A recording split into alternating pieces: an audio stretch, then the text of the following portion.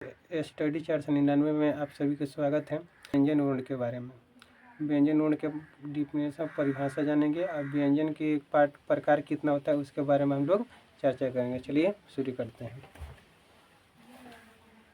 चलिए, अगर हम उच्चारण में स्वर वर्ण की सहायता लेनी पड़ती है उसे हम क्या कहते हैं? व्यंजन वर्ण कहते हैं। ठीक है, तो अर्थात इसको देखा जाए तो व्यंजन वर्ण का होता है अस्वतंत्र होता है। ठीक है, अस्वतंत्र होता है। इसमें क्या होता है कि हम स्वर वर्ण की सहायता लेते हैं और स्वर वर्ण की सहायता से हम व्यंजन वर्ण का उच्चारण करते हैं। ठीक है, इनकी अगर हम संख्या की बात करें, अगर व्यंजन वर्ण की संख्या की बात करते हैं तो व्यंजन वर्ण की संख्या जो होती है वो 33 होती है। ठीक है, क से लेकर ह तक, क से ह तक जो होता है वह व्यंजन वर्ण होता है। ठीक है, क से लेकर ह तक जो होती है उसे हम व्यंजन वर्ण के नाम से जानते हैं। ठीक है, इनकी अगर हम प्रकार की बात करें, ठीक है, व्यंजन वर्ण की अगर हम प्रकार की बात करते हैं तो व्यंजन वर्ण के 5 प्रकार होते हैं।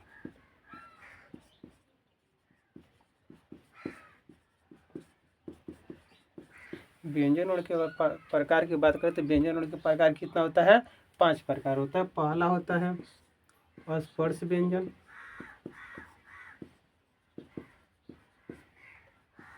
दूसरा होता है अंतःस्थ व्यंजन,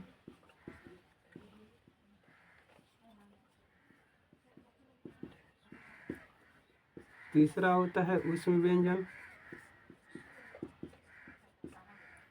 चौथा होता है द्विगुण व्यंजन,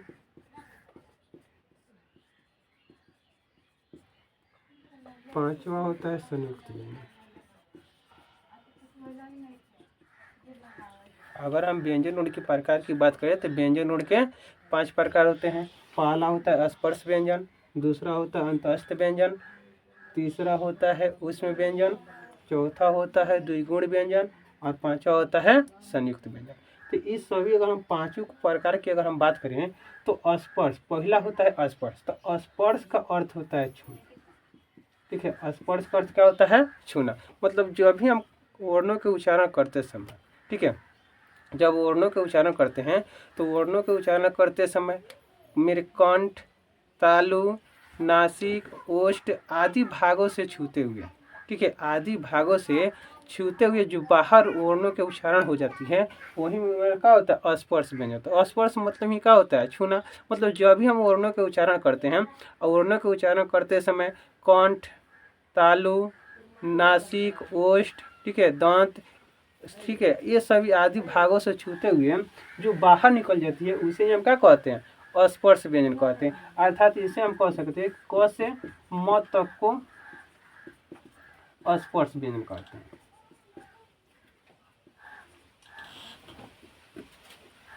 क से म तक को स्पर्श व्यंजन कहते हैं।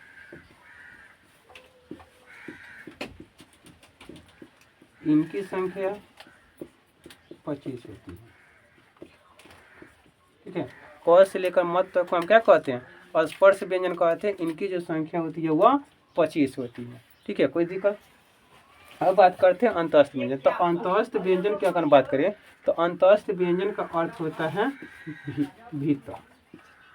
अंतःस्थ व्यंजन का अर्थ क्या होता है? भीतर। ठीक है, अर्थात कोई भी जब हम वर्णों का उच्चारण करते हैं तो आधा भाग अंदर आ जाता है और आधा भाग बाहर निकल जाता है, वही मेरा क्या होता है? अंतःस्थ व्यंजन होता है। जब वर्णों के उच्चारण करते समय आधा भाग अंदर आ जाए और आधा भाग बाहर निकलता है उसे ही हम क्या कहते हैं? अंतःस्थ व्यंजन कहते हैं। अर्थात य, र, ल, व। ठीक है, य, र, ल और व को हम क्या कहते हैं? अंतःस्थ व्यंजन कहते हैं। इनकी जो संख्या होती है, इनकी संख्या, तो इनकी संख्या 4 होती है। ठीक है, अंतःस्थ व्यंजन की अगर हम बात करें तो अंतःस्थ व्यंजन की संख्या कितनी होती है? 4 होती है। चलिए तीसरा चलते हैं। अगर तीसरा की बात करें तो तीसरा का अर्थ होता है, उसमें का अर्थ होता है गर्मी। उसमें अर्थ का अर्थ क्या होता है? गर्मी होता है। मतलब जब भी हम वर्णों का उच्चारण करते हैं, ठीक है, तो गर्मी हमारी उत्पन्न कब होती है? जब एक दूसरे से रगड़ करती है, जब एक दूसरे के संपर्क में आएगी, रगड़ करेगी और रगड़ करने से क्या होती है कि गर्मी पैदा करती है। ठीक है।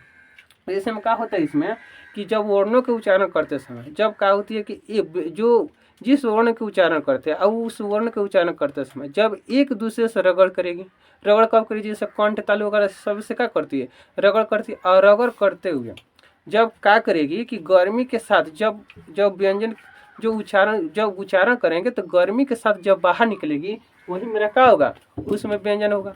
ठीक है। जब उच्चारण करते समय जब उसमें से जो वाष्प होती है, जो हवाएं जो निकलती है, तो गरम गरम निकली उसके साथ, वही मेरा क्या होता है, उसमें व्यंजन होता है। जैसे में इसका बात करें, तलाबे स, उधन स, दंत स और ह को, ठीक है। और ह को हम क्या कहते हैं, उसमें व्यंजन कहते हैं। तलाबे स, उधन स, दंत स और ह को हम उसमें व्यंजन कहते हैं। इनकी संख्या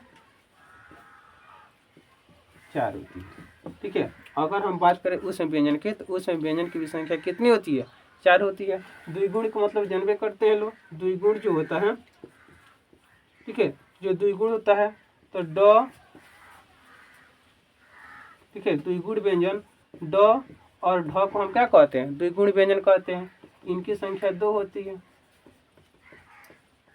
ठीक है, होती है।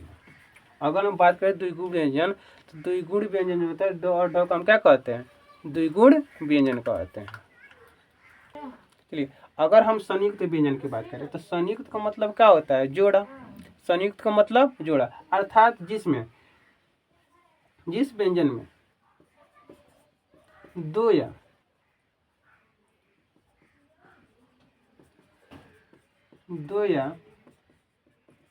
दो से अधिक व्यंजनों के मिल को संयुक्त व्यंजन कहते हैं।